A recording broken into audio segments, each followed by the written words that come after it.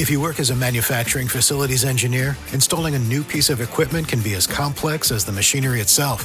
From prep work to alignment and testing, it's your team's job to put it all together. That's why it's good to have Grainger on your side. With industrial-grade products and next-day delivery, Grainger helps ensure you have everything you need close at hand through every step of the installation. Call 1-800-GRAINGER, click Grainger.com, or just stop by. Grainger, for the ones who get it done. Cheers, Rockets fans. Welcome to The Logger Line, an exclusive podcast from the home of the Rockets. Whoa! Sports Talk 790. Rockets! The Logger Line is proudly served to you by Carbox Clutch City Lager. It is good! Oh, yeah? Red Nation, get ready. Get ready. The Logger Line starts now. Welcome aboard.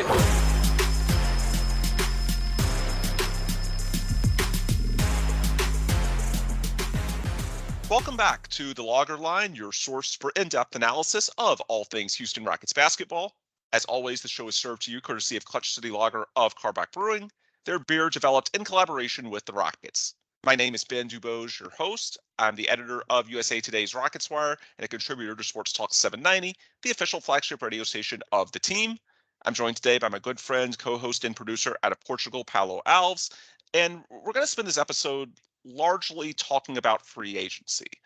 The reason being, we've covered the draft in depth in a lot of our recent shows, and we've got at least one interview lined up over the next few days to do a lot more draft analysis. The draft is rapidly approaching, of course.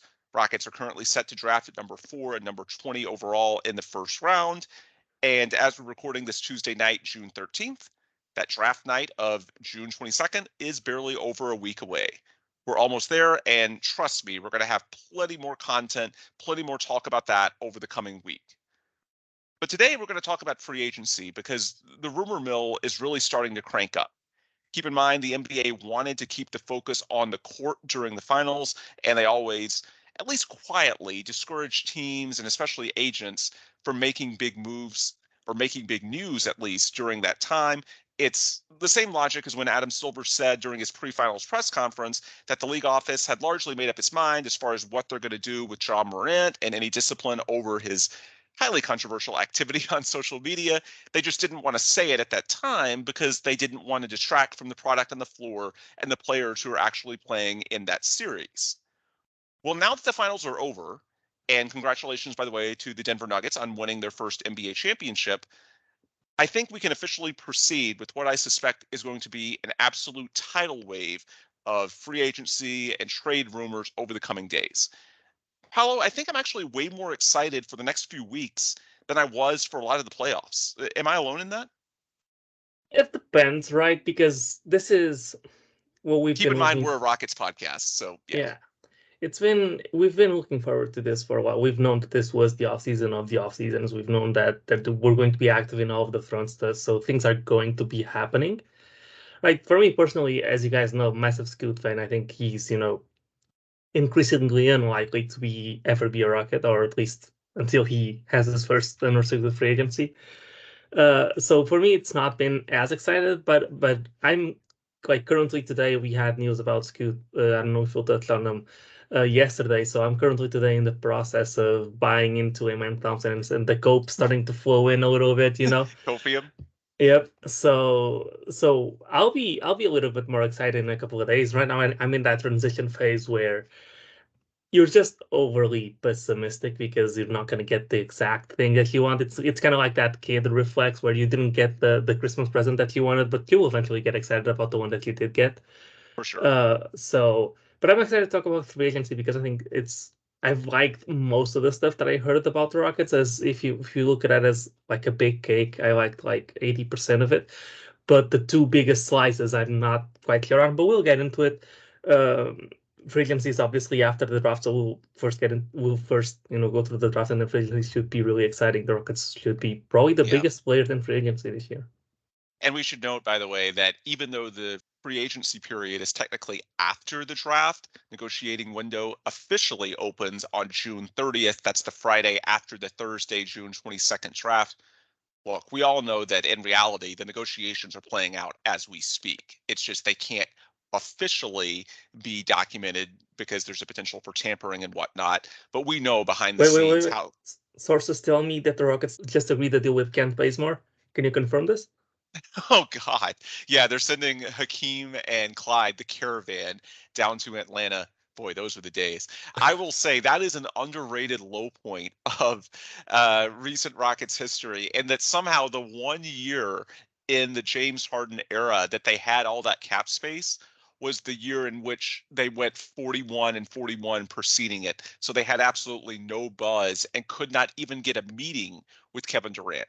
If the circumstances were different based on the connection between Harden and KD, I think there's absolutely a world where Durant, who certainly had connections to Houston, having played nearby in Austin in college at the University of Texas, yeah, there's absolutely a world where the Rockets could have pursued and had a real chance at Kevin Durant. But coming off Blame, 41 and 41, no yep, chance. just blame whatever Kardashian it was. Yeah, and they had to go after Kent Bazemore. And of course, they overpaid Ryan Anderson. They did actually get a very good deal out of Eric Gordon. So that was somewhat of a buy low. I believe that contract was like 50 million over 4 years, which turned out to be fantastic value for what he provided over those coming 4 seasons. So it wasn't a total loss. But yeah, Ryan Anderson, we knew it was an overpay at the time. It's just the Rockets couldn't get any of the top targets. They tried, not just for Kent Bazemore. We should point out that while the caravan with Hakeem and Clyde did go to Atlanta, they did meet with Al Horford as well, who at least gave the Rockets a meeting, unlike KD. But Horford turned the Rockets down as well. And so Ryan and EG were who they ended up with. Hopefully, the 2023 period is a bit more fruitful, even though the Rockets have a worse record going in. It does feel like there's a bit more optimism with the young core developing and now Ime Udoka as the new head coach. Hopefully, that pays off behind the scenes. I've heard that the Rockets are very optimistic. They're hearing from agents that players really want to be here. So there's a lot of possibilities, but time will tell. And the bottom line, to circle back to the point I was trying to make, look, even though free agency officially takes place and deals can be announced through Woj, Shams, whoever it may be, starting June 30th, we all know that free agency and the draft take place pretty much at the same time. It's all going down right now as teams both meet with draft prospects and go through workouts, and GMs are also having their phones lit up day and night by agents wanting to talk deals with their clients. And as one recent example, think back to 2021 when the Rockets signed Daniel Tice. And it's pretty clear, and I've learned after the fact, this was absolutely what happened. There was an understanding that that was the direction they wanted to go prior to the draft. And then on draft night, they unexpectedly found themselves able to trade up for Alperen Şengün. And then at that point, you had Christian Wood as your starting center and Alperen Şengün, who after winning MVP of the Turkish League was clearly ready to play at least a few minutes in somewhat of a rotation role, a mid first round pick, but they didn't want to, back out of their understanding with Tice. And I don't think the Rockets are alone in that. That's the way modern NBA free agency works. Hopefully that doesn't happen this time. In fact, I'm pretty confident it won't, because the Rockets are definitely putting much more of a priority on immediate production, that is free agents, than whoever they draft. Whoever they draft is going to be much more of a long-term play than the last couple of years, which the last couple of years, call it tanking, call it rebuilding. It was much more about just pure development of the young prospects. This coming season, it's going to be a bit different. And so maybe that makes the free agency negotiations or trade considerations, whatever it may be, a lot cleaner for Rafael Stone and the Rockets front office as they go through this process. But look, before we go into some of the specific names, we'll talk about James Harden. We'll talk about Fred VanVleet. We'll even reference the wild Zion Williamson trade rumor that got put out there today by Rafael Barlow, who is a pretty credible draft analyst. So let's not dismiss it as absolutely nothing. I'm not going to put too much stock in it until we have more reporting than one person, but it's at least interesting. We'll talk about that. But before we get into any particulars about one name or one scenario, I want to touch briefly on lessons from the finals. We talked in our last episode about some of the flaws and comparing the way Denver and Miami have built their teams and some of these archetypes, specifically everyone trying to compare Alperen Şengün to Nikola Jokic, because the bottom line, with Nikola Jokic, it's not about a style of play, it's that he is the absolute top 1% of his archetype. And to me, that's what's getting lost a little bit in the discourse today. Look, I'm happy for Denver and what it means for the NBA as a whole. It's good to see a mid-sized market win. Their fan base seems likable.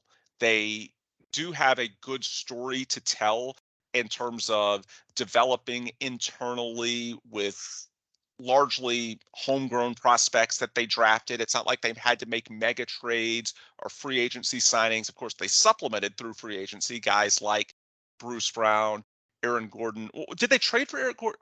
Yeah, they traded for Aaron Gordon and then re-signed him, right? Yeah, they traded him from the Or Magic. they traded The for Rockets him. were the Rockets Yeah, were when the in Rockets that were trade. rumored to be in the negotiations, and then he went to Denver instead at the 2021 deadline. But yeah, the point is the same. Denver largely built their roster. Jokic, Jamal Murray, Michael Porter Jr., homegrown through the draft. They didn't make any panic moves. They slowly developed.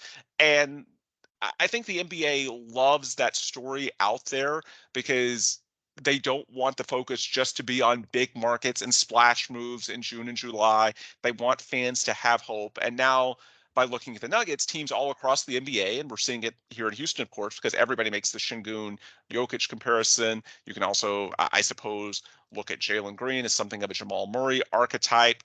Some people have tried to compare Jabari Smith Jr. to Michael Porter Jr. I actually think that's very flawed because Jabari profiles as a much better defensive prospect. The question is whether he can get to even a fraction of as fluid as MPJ is on the offensive end of the court. So even though they might look similar physically, they actually have very different games if you pay attention.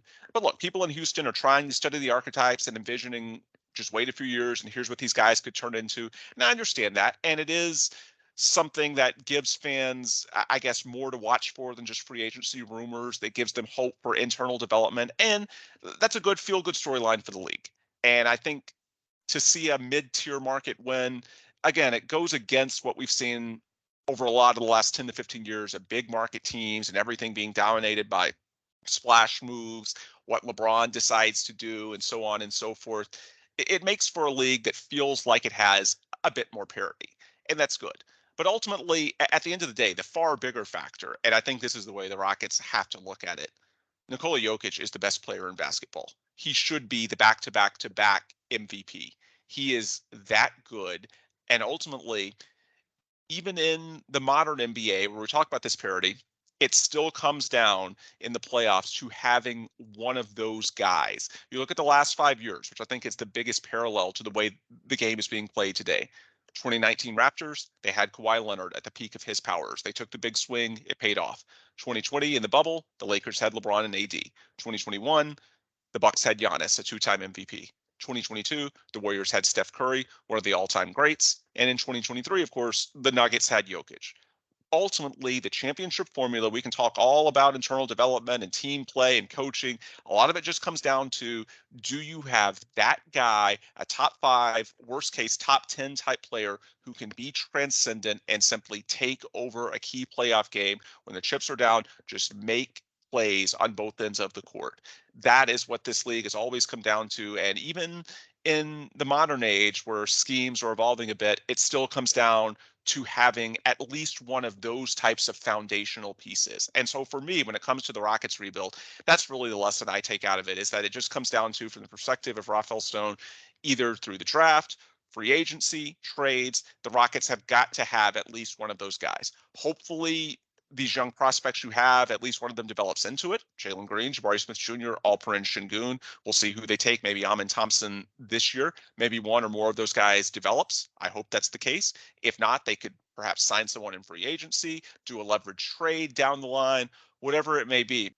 But to me, when I look at Denver, sure, there's some feel-good narratives. But to me, the bigger reminder is, if the Rockets want to not just be a good team, but actually a championship level team, which we know is the goal for this franchise, and that's why they've bottomed out the last few years to get these high draft picks. To me, the success of the Nuggets just underscores that. And we should point out, look, the Nuggets did get Jokic in the second round. There are multiple ways to get those guys. But the bottom line is, no matter how the Rockets do it, homegrown development through the draft, free agency, trades, the biggest thing to take out of the Nuggets, it's just another example that you've got to have one of those guys. You've got to have that him, if you will, to use Twitter lingo. Does that make sense? Yeah, but I also, so I do agree with you. And I think if you look at the teams that made it to the finals, Denver had Jokic and Miami had Jimmy Butler, right? And they were hard carrying their teams.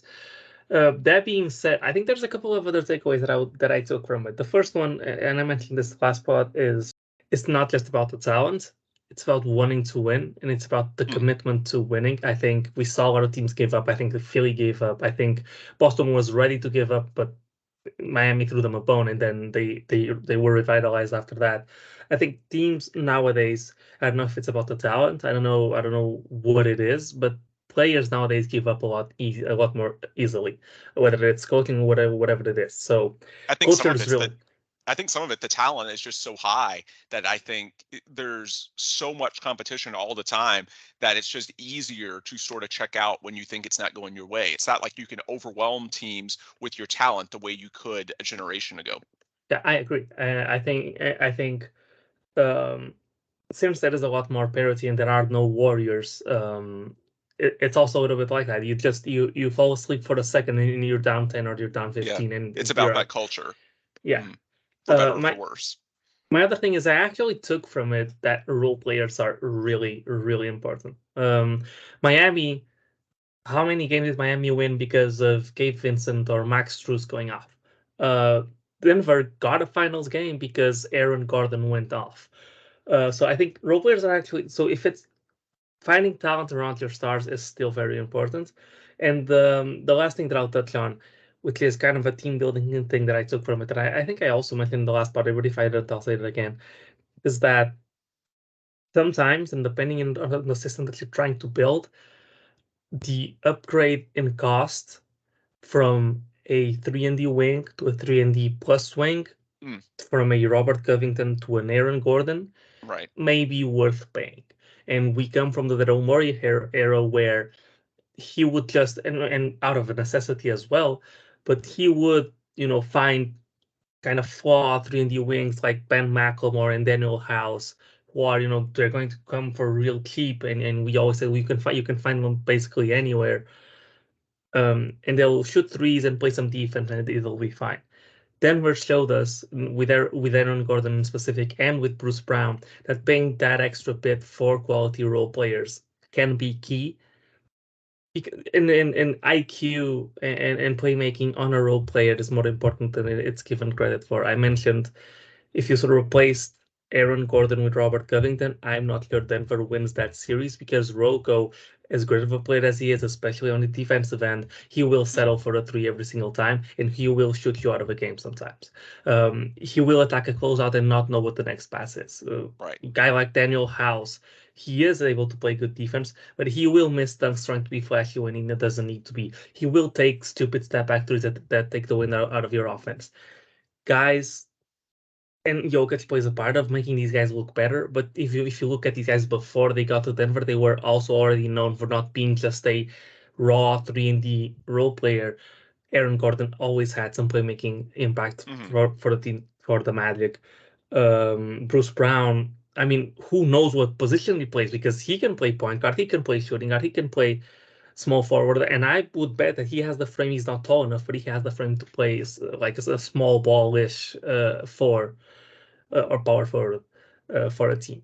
And so he also has, from being able to play point guard and from being so versatile, he has some playmaking instincts as well. And I Hmm. think those were key to what Denver was able to do and make the correct, because Denver's offense is about you making the correct decision every single step of the way. Jokic makes it easier for you to make the correct decision, but you have to follow the line of correct decisions for you to actually get an advantage out of what Jokic is doing. And they did a really good job of finding guys that have that extra little bit to get them there versus just your raw, people often say for a lot of archetypes, even for a pick and roll big, but for the 3 wing, people always say, oh, you can find those around the margins. Teams will find those all the time. Sometimes on two-way deals, sometimes undrafted guys, sometimes guys that were high draft picks that didn't pan out, but you bring them back and they actually kind of thrive in a smaller role. This happens all the time, right? But Hmm. there is still a difference between those guys and what Denver had, and I think that was a big difference in the entire playoffs for them. Yeah. And if the Rockets head into this free agency period where they're going to have about $60 million at least in salary cap flexibility, the way things currently stand, they could even have more than that if they choose to offload someone like Jayshawn Tate or even Kevin Porter Jr. if they wanted to open up a ton more cap room, could even get upwards of 80 million. But the bottom line for the Rockets, it's going to be trying to balance a lot of different priorities. And I think there's certainly truth in my point, and there's some in yours as well, from the standpoint of, look, it's not just about the stars, it's also about the role players. And I think when the Rockets go into this free agency period, they're also going to look at trades, what they can do, leveraging their cap room on the trade market.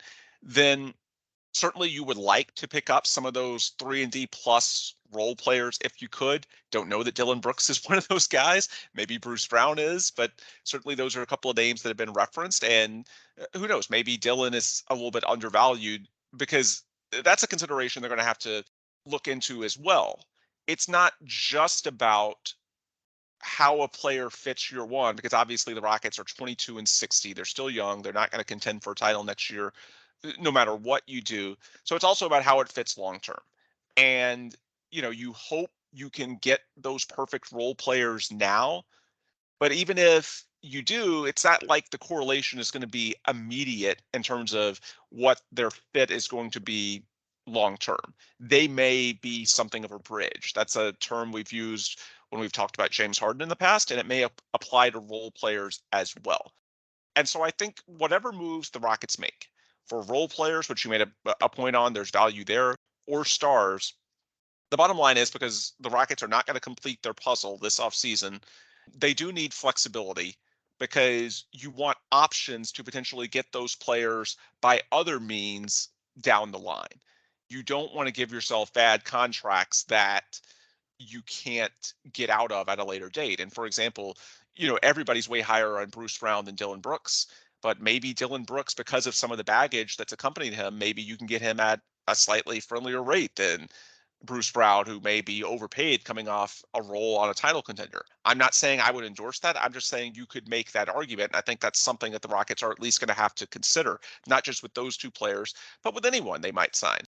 Because the bottom line is, when the Rockets didn't get Wemby, what that signified to me was that this rebuild, as far as the final puzzle, they weren't and aren't going to be able to simply rely on out-talenting teams. For example, if you had won the lottery and you had Wemby on top of Jalen, Jabari, Şengün, your overall talent advantage would just be overwhelming. That would almost be like, 2009 to 2011 OKC, when they hit the jackpot with KD, Russ, and James Harden in consecutive drafts. And then at that point, you could just totally lean into your young guys and say, our talent advantage is so much. We don't need to worry that much about flexibility in the future or whatever it may be, or the perfect composition of role players. We've just got so many young studs that we're going to be okay just with those guys. I think that window passed when the Rockets didn't get Wemby. They feel good about the young prospects they have. They should add another one, assuming they keep their draft pick in next Thursday's draft. But it's not as if the young talent is going to be overwhelming. So you need to leave yourself with some options moving forward, because it's not like in 2023 free agency, especially, that you're going to get a true star level player. The guys that made it to free agency this year, the top of the line guys, James Harden, Kyrie Irving, they're flawed in multiple ways, not just their ages, both are in their 30s, but they each have some baggage and questions that accompany them as well. And honestly, that's true of a lot of free agency classes. The true top of the line guys, the Jokic's, they rarely make it to free agency because they're so damn valuable. A team doesn't want to risk losing them for nothing. A team will push for a resolution a year or two before their contract is up. And if they don't want to stay, then they force their way out at that time. And it just comes down to whether you have enough trade assets and are desirable enough to the player in unison and can make that work at a given moment in time. And the Rockets certainly were able to do that in 2012 with the original James Harden trade. That's part of why Gerald Morey put a premium on getting more assets. And that's something the Rockets could consider this summer as well. We should point out that there is a world where if they're not in love with their free agency or trade options, maybe they take on a slightly overpaid contract to build up their war chest of assets, get another first round pick or two to add to their stockpile. The bottom line is, be it the value of the contracts, the length of them, or potentially adding to your draft stockpile by taking on a bad contract, the bottom line is you do have to think about not just the here and now, but also how you set yourself up for 3-4 years down the line when the true contending window is actually open. And so with the Rockets not getting Wemby, you do have to take a bit more of a long-term focus. And I think that's true in certainly the James Harden discussions, which we've covered this subject since Christmas. But it feels like, especially the last couple of weeks, there's been some cold water thrown on it. Stephen A. Smith had some comments on First Take to begin the week that were quite blunt. I'm going to read verbatim what Stephen A. said. And say what you will about Stephen A. I'm not in love with a lot of his opinions, but he's absolutely connected around the NBA. And I know in Houston, for example, he has a great relationship with Tillman Fertitta, owner of the Rockets. Would not surprise me at all if Tillman was the source of this. Anyway, here's what Stephen A. said on Monday about Harden and the Rockets. I don't believe he's going back. I don't believe he wants to go back. He just wants his money. You're thinking if there's one organization that will give you the money, it'll be them. I would say to you, that ain't going to happen. They might be willing to give him a 2-year deal, but they ain't willing to give him a 4-year deal, particularly at max dollars. Because of that, I really don't see that happening. Now, if you're a regular listener to this podcast or Locked on Rockets or any of the numerous other great shows that are out there covering this team in depth, you should know that the Rockets are not all in on James Harden to the point where they just give him a blank check. That is just not realistic. Our interest, and when I say our, I mean the Rockets fan community, has been conditional. The fact that you can potentially, or the hope that you can leverage his rumored interest. There's a reason why Harden's camp has been planning since Christmas, and I don't think it's all about leverage that he could go back to Houston. There are very real factors, the comfort of home in many ways, that have led him to seriously consider the Rockets as an option. And for most of us, the hope has been to potentially leverage that into a friendlier deal than what you could otherwise get, especially with the so-called loser tax. Guys often want to be paid more to go and join a bad team like the Rockets. Maybe the Ime Udoka factor can offset that. We'll have to wait and see in the coming weeks. But as it pertains to Harden, who has been the focal point of so many pieces of analysis about the Rockets offseason, the bottom line is, on a national level, nobody has even considered the Rockets' perspective. And that's why I think way too many people assumed that this deal was for sure going to get done, because I think it's clear Harden wants it to get done. If Harden could have his way, he would get a full 4-year max in Houston. I think that's pretty clear. And the bottom line is, nationally, a lot of people don't really think about the Rockets because they've been so bad. So when they're fed this intel from Harden's people, they just think, well, this is what James wants. And the Rockets, well, nobody really cares about the Rockets. They're bad. And he's a franchise icon, so he's probably going to get it. And there's just a lot of assumptions made. Whereas for the Rockets, it's a lot more conditional. It needs to fit. Yes, they need a lead guard. They need someone that can run their offense. He would make them a lot better. They have incentive. They have cap room. The incentive, of course, being that their draft capital is owed to Oklahoma City for the most part the next 3 years. So it's not like they have the clear route to tanking the way they did the last 2 years. They want to sell more tickets. They want to be more relevant for a number of reasons. They want to put their young players in a contending environment. James Harden could help. But because James Harden is not the final piece to the puzzle, and it's not as if you feel secure in your young talent after getting Wemby, it would be irresponsible to give him a 4-year deal, because the bottom line is, by the end of that, which James Harden turns 34 this summer, the 4th year would be when he's 37 years old. If he's making upwards of $50 million by that season, that could be close to untradeable. Or especially the year before that, when he'd have 2 years left. That would be like John Wall a year ago, when the Rockets just basically sat him out, because even though he wanted out, there was simply no one willing to take him on that contract. And so the Rockets' hands were tied. The Rockets don't want to do that with Harden or anyone else this summer, because since the puzzle is not complete, you need to leave yourself options down the line with what you can do with that contract. So I think there's a premium, be it Harden or elsewhere, on finding contracts that you can work with, that you don't lock yourself in. So be it Harden, role players, trades, I think contract terms are going to be a critical consideration for Rafael Stone this summer. Another one of the podcasts I really like, Salman Ali and Red Nation Hoops, Jonathan Fagan, he said that ultimately he doesn't think Harden will be back. He thinks it's less than 50-50. Now, Kelly Iko did the Hoop Site podcast with Michael Scotto. He said he still thinks, Kelly, the other beat writer alongside Jonathan Fagan, Kelly said that he does think Harden is coming back. So the bottom line, it's mixed, but certainly it's not as overwhelming as it has been the last few months. And I think it's because the last few months, everything has been sourced from Camp Harden, as opposed to now that you're getting closer to free agency, more and more people are actually looking at the Rockets' perspective and asking the question, what makes sense for them? And as it pertains to these negotiations, I do think it's possible that some of this cold water is leverage. Because the bottom line, and Tillman Fertitta is very well aware of this factor as a big businessman, you have to at least be willing to walk away from the table in order to get the best financial deal.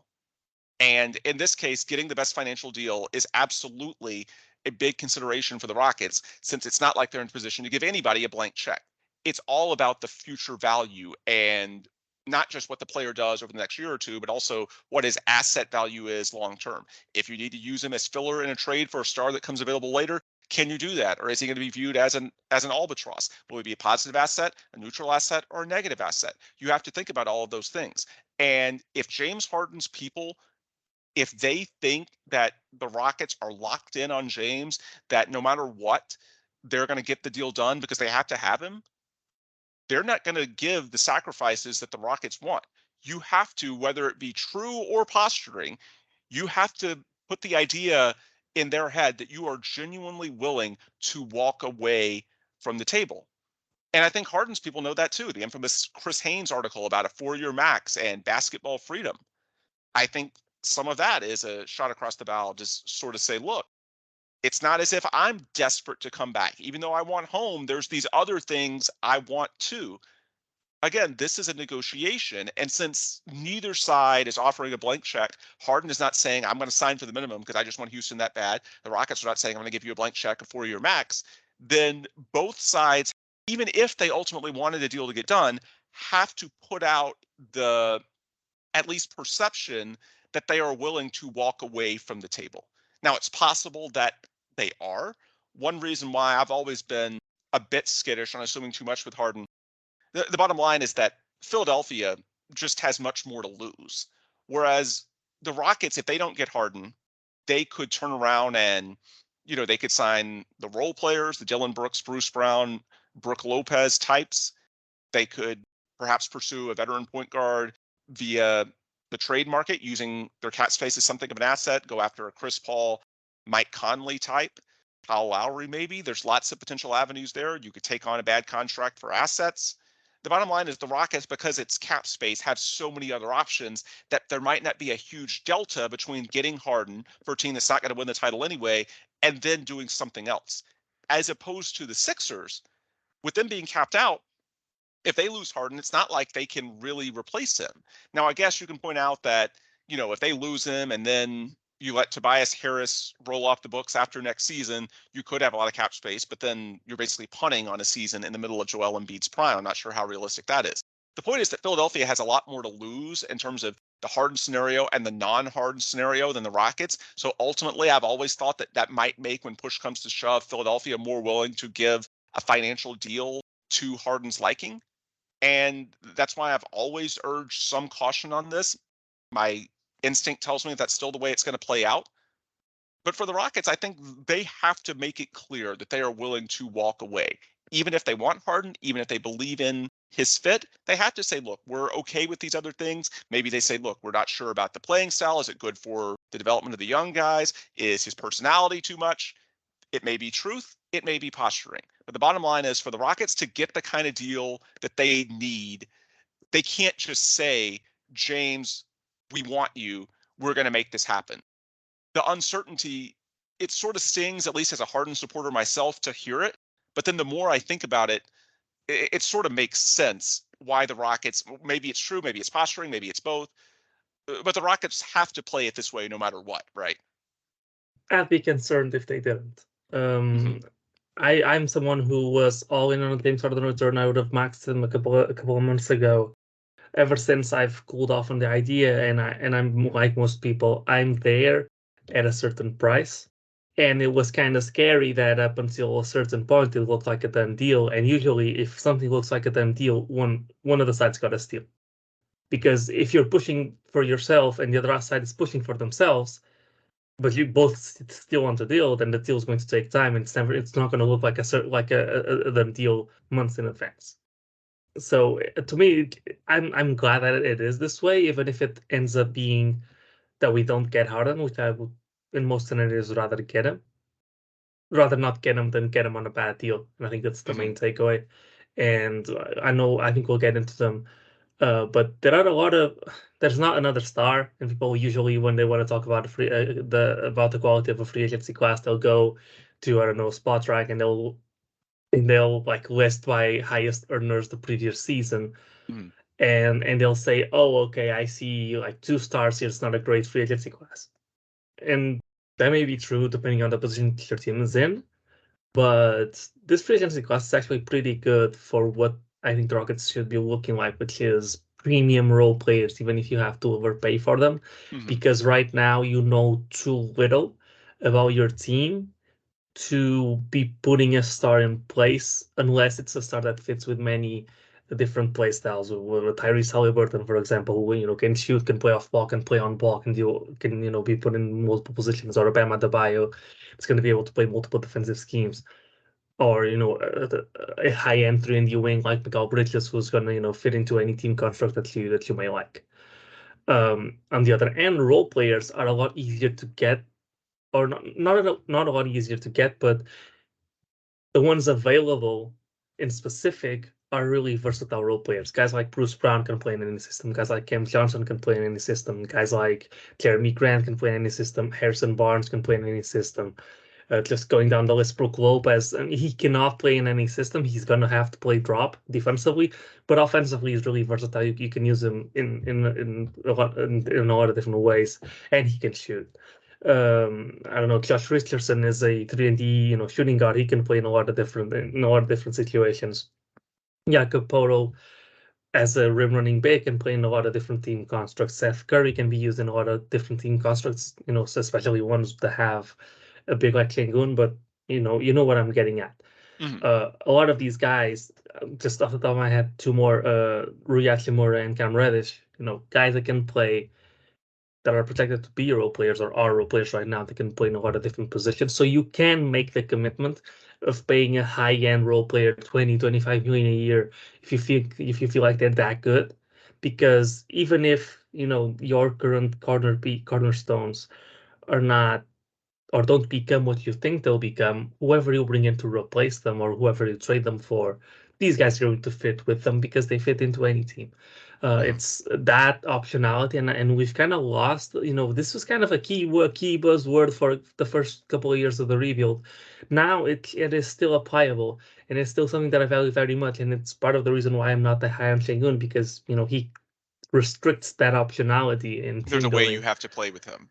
Yeah, Yeah. and hey, some guys pay off, right? Some guys are not versatile, but they're so good that it doesn't matter. You should adapt to them, not the other way around. And Perhaps England's that's gonna, and that's part of the appeal to Jabari Smith, by the way, assuming the shot pans out, he can plug and play in so many different scenarios. yeah. And I was about to say that maybe Sengun is that guy, and maybe he is Jokic type, and you adapt to whatever the system he needs to have to thrive. But guys, part of the reason why I really like Jalen Green, and I mean in that draft, all the top three was all very versatile. But Jalen By the way, Green can plug and play. Yeah, go ahead. no, I was going to say on Shingun real quick. One thing I think we should dispel is this notion that they're going to make Alperin the hub. I think it's pretty clear if you read the context clues with Udoka saying at the press conference they wanted different types of bigs. They do value Shingun, but to a point. They're not going to start playing him 35 to 40 minutes per night like he's Nikola Jokic. And that's why, of course, be it James Harden or elsewhere, they probably do need a legitimate point guard. I don't think they want to rerun Kevin Porter Jr. in the same role, at least I hope they don't, that he had a season ago. And I think that sort of plays into the pursuit of Harden or other guard alternatives, via free agency or trade. Because the bottom line, if you're looking at guys like Brook Lopez, Killa Iko in his podcast with Scotto also mentioned some trade possibilities like Clint Capella, Miles Turner. Those are not guys you bring in to play backup roles. Those are sort of timeshare. And maybe you can steal a few minutes with one of those guys at the 4 in a double big lineup, but not a lot. The bottom line is if you read the context clues, no, you are not going to not need a point guard because you're playing Alper and Shingun as your hub for 35 minutes a night. Not saying they don't believe in Shingun. What I'm saying is that they don't believe in him to the extent that you would need to sort of say, no, we don't need a point guard. We're good because we're going to play through Shingun the way the Nuggets largely play through Jokic. And even so, the Nuggets still have Jamal Murray. But the bigger point is that they just don't view, what do they call it on Twitter? Like Shin Hub or whatever the lingo is? Yeah, just the post-centric system around Klingon or dribble handoffs. Yeah, And like they're dribble not handoffs, willing. I believe they'll do, but post Yeah, but they're not system. going to lean into it to that extent to where you wouldn't need a guard. And so I think that's a key takeaway. Just wanted to sort of hit that home while you're talking about Shingun. Yeah, exactly. I think, as you said, and I'll use that to do we want to transition into specific names, or like talk about specific names and numbers for each of them? We could. You're talking about big guys? Or are we talking Yeah, about I mean, guards? so I was gonna start with the bigs that you just mentioned. I think Sure. it seems that there's been that report, and then we're going to do draft next episode. Just hitting some off the top. I think if you're considering guys like Capella, like Brook Lopez and like Miles Turner, I think if you bring in Miles Turner, he's the starter. There, it's an arm starter. He's gonna be the starter long term. He's just that type of player, and he's going to demand that. If you bring in a guy like Capella or Brook Lopez, both of them at the stages of their careers that they're at currently, I don't think that spells doom for Shingun, but I do think he's not going to play 30 minutes a night. If Right. it's Capella, he's going to. I think there's 48 minutes. I could see for a 24-minute split between the two of them. Right? If it's Brook Lopez, maybe they try double big and then they can increase both of their minutes a little bit there. But I do think that they'll likely go 24-24. And it's not out of the realm of possibility, or don't think that those guys wouldn't come here for that role because, well, Brook Lopez is 35 years old. Um, and just last season, he wasn't playing 30 minutes a night. I can check real quick, but I believe it was closer to 26. Hmm. So he's not already at the stage of his career where he's going to demand to play that much. Right. Okay, correction. He did play 30 minutes a night this last season, but if you look at the prior, I don't know, what's this, 5 seasons, he's played 23, 28, 26, 27, 22. He's not And in now, 30 plus yeah. minutes, and And he's now he's older. in his mid 30s. Yeah. Yeah. He's not So, looking to do that. I mean, the bottom right. line is whether he's willing to leave a contender like the Bucks who want him back. But yeah, he would accept the role. I know what you're getting at. So to talk about, since the other two are free agents, I think Capella I would take on if they're willing to let him go for free or for a second round pick. I Yeah. would take him. Well, what I've thought about, I thought about this on Twitter. The Atlanta scenario is interesting because they need to shed payroll. They're not even a contender, and they're into the luxury tax basically with just 10 players. There might be a bit of a consolidation opportunity to where you can move off some of your assets that you're not sure where they fit long term. Your Josh Christopher, Usman, Garuba, Jay Tate, who, by the way, is a good player. It's just in Houston, the role it's just not quite there because you have Jabari Smith Jr., you have Tari Eason, you have KJ Martin. Look, I could see Atlanta. Who's Atlanta's backup center? Remind me. He's ready to take the reins. It's Yeah, Sanuka Kongu. yeah, that's his name. I was blanking on his name for a second. But yeah, with him being a full-time center, then yeah, maybe there is a role for Jay Tate there. Especially maybe they could offload John Collins somewhere else as well. Look, maybe you can trade some of your French guys, and then by doing that, you're not even fully taking Capella into your cap space. Like I think he makes close to $20 million a year, but like if you could hypothetically offload Tate, Garuba, and Christopher, it would only be ballpark about $10 million that you'd actually be functionally adding to your cap relative to what you had going in.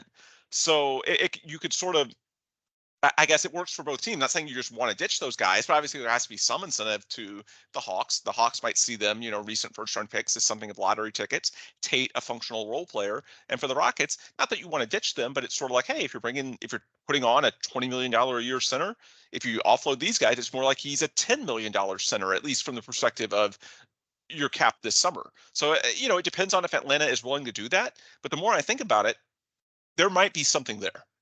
Yeah, and two, so for Atlanta, I think they would move off Capella pretty easily if they can. I think this is a situation where if they can let him go, not for free, but for a little incentive, that they would do it. I think Yeah. the Garuba shout is really good because You have all your second round picks next year too, by the way. You'd add all of them, but you might could add one of those 4 second rounders to sort of sweeten the pot as well.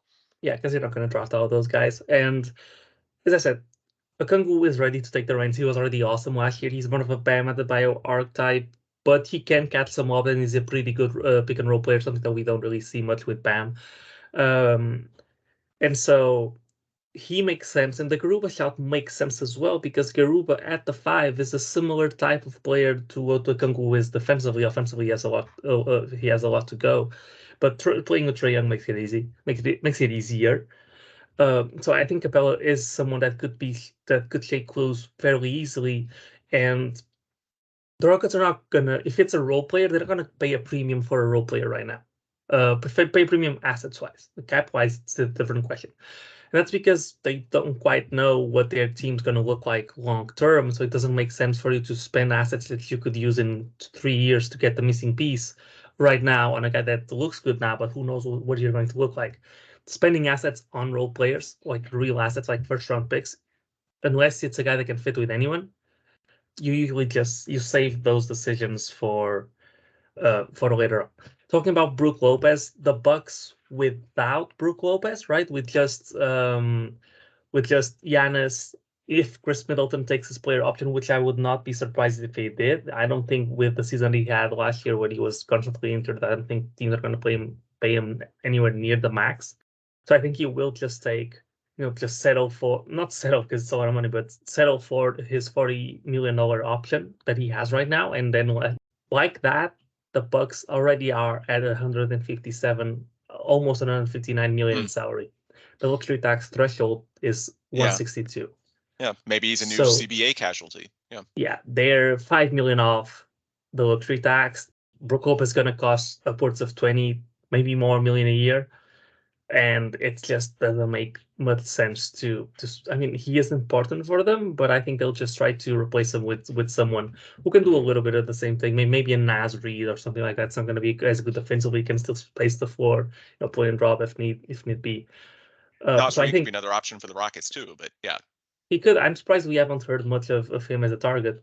That could be something that happens, though. Again, like some of these rumors you haven't heard about because, again, the NBA sort of lets it be known that during the actual finals, they want the focus to be on the court. So there may be some things that sort of come out of nowhere the next few days now that agents are sort of free to leak whatever they want to leak. And the Rockets, by the way, there may be a lot of misinformation too, because everybody, even if the Rockets don't want them, is going to say, oh, the Rockets want my client because the Rockets have so much cap space. So they're a prime leverage team for agents to use. So some of it may be real, some of it may be misinformation, but I suspect there's going to be some names that come out in the next few days linked to the Rockets that we haven't heard before.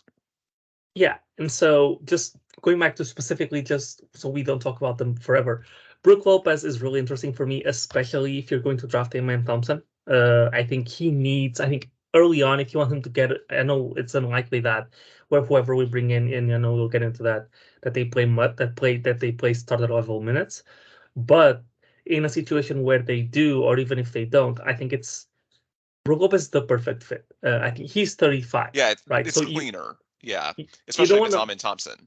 Mm-hmm. Yeah, you don't want to bring him. You don't give him more than a 2-year deal. To me, there's a hard cap at a 2-year deal. Maybe a team option, maybe a non-guaranteed year, maybe an incentive-based year. Who knows? But I would not give him more than a 2-year deal. But on that 2-year deal, and depending on how interested other free agents are or other targets are on the Rockets, I would go up to 22.5 million. For him. He was the runner-up for Defensive Player of the Year. He can shoot threes. He shot them at an elite rate, I think, especially for a big. He was at 37% last year. He is at 35% for his career. But when you factor in that the first few years of his career, he wasn't the shooter at all. That percentage is a little bit skewed, to the worse.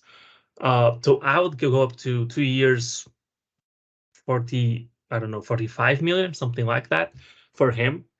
I think he'd take it. I'm not sure other teams with cap space would offer him that much, especially knowing what those other teams are. The Pistons have a lot of bigs. Orlando has Wendell Carter Jr. Doesn't really make much sense from that.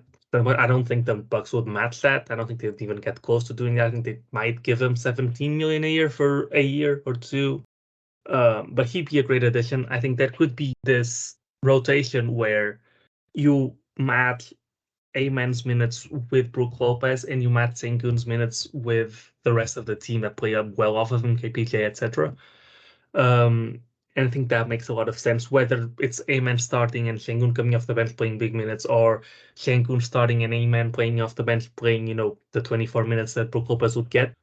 I think it makes a lot of sense. And I think early on, if there's one thing that we know about Amen Thompson that I think will be there from day one, is his ability to be explosive, his ability to get paint touches, get to the rim, and blow by the guy that's guarding him with his size and with his speed. Yeah. And so if you play 5 out, I mean, you're not asking much of him.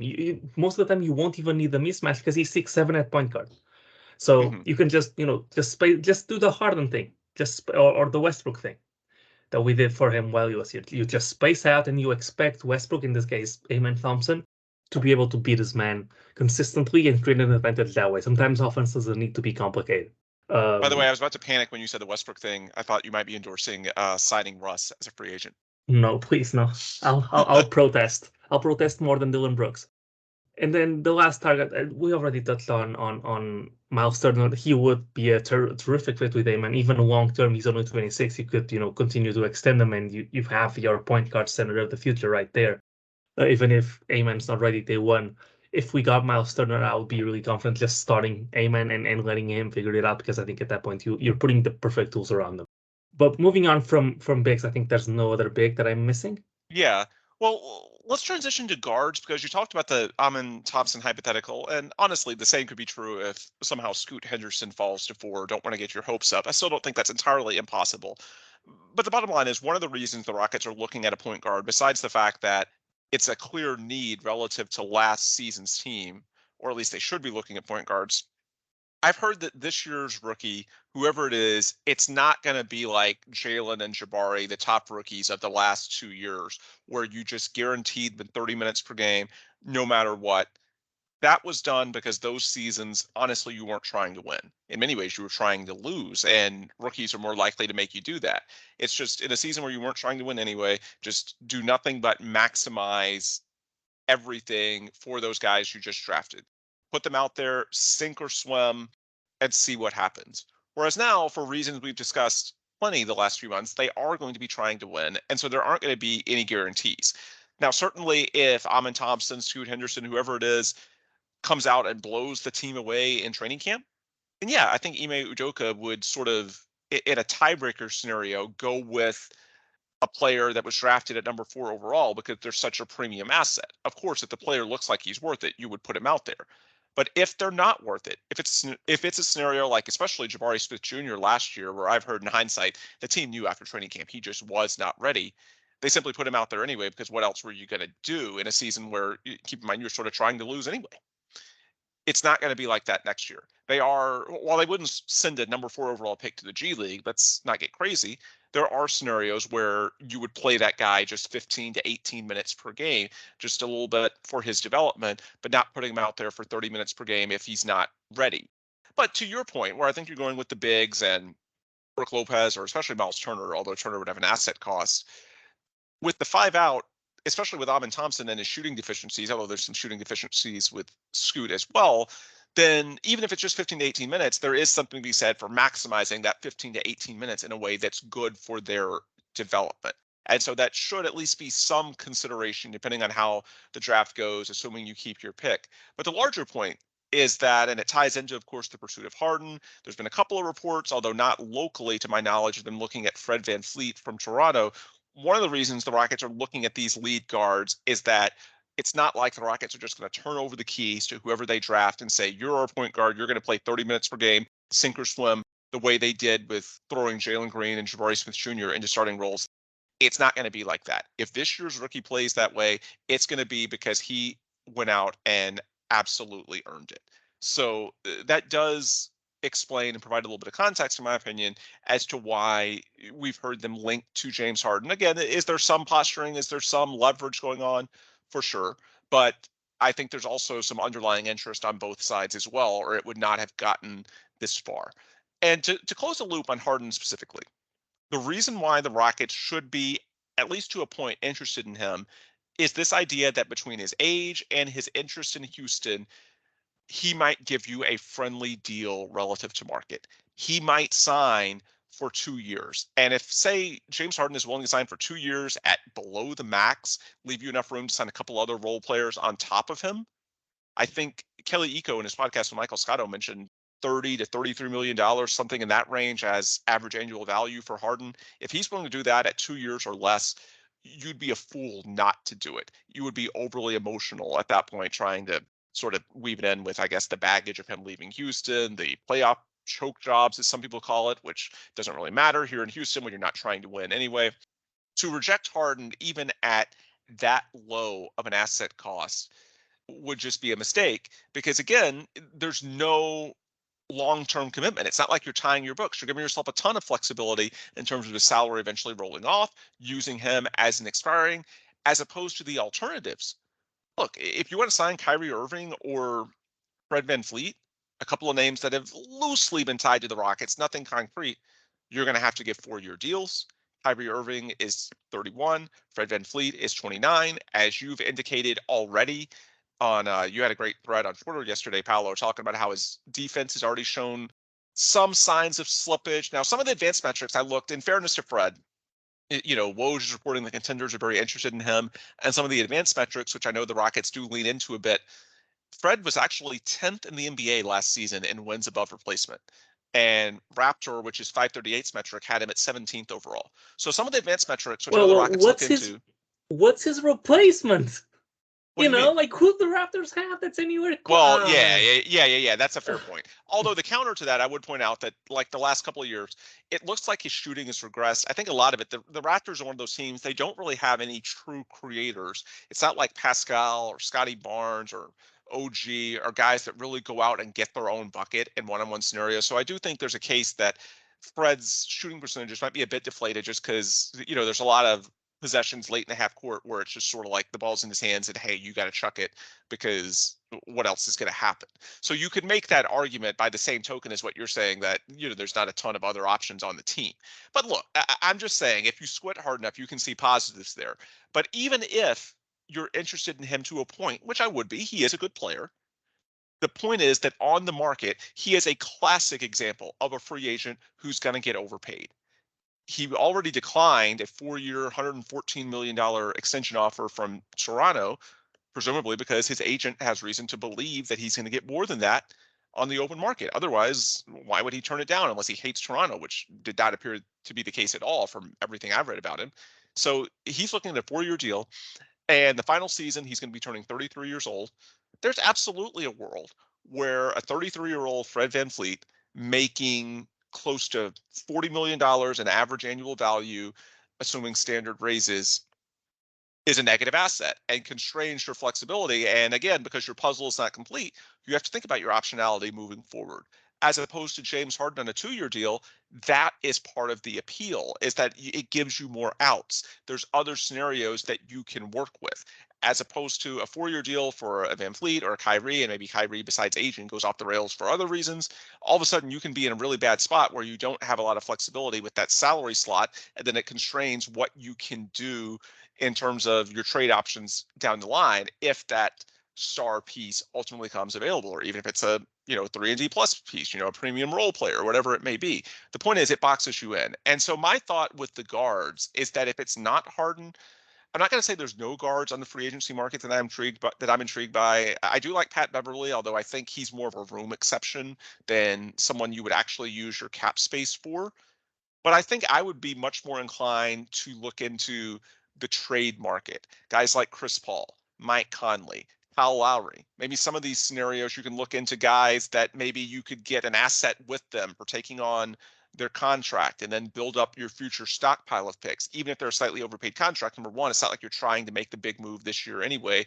And two, if you're getting, an asset to boost your trade desirability, or not your trade desirability, but your trade stockpile for down the line, then maybe it's worth it. But the bottom line is, rather than go to Fred VanVleet or Kyrie Irving, not going to say there's no scenarios. If they're willing to give a discount, if they're not willing to look for a 4-year max, then sure, we can talk. Or Fred VanVleet, even a little bit below the 4-year max, I still wouldn't do.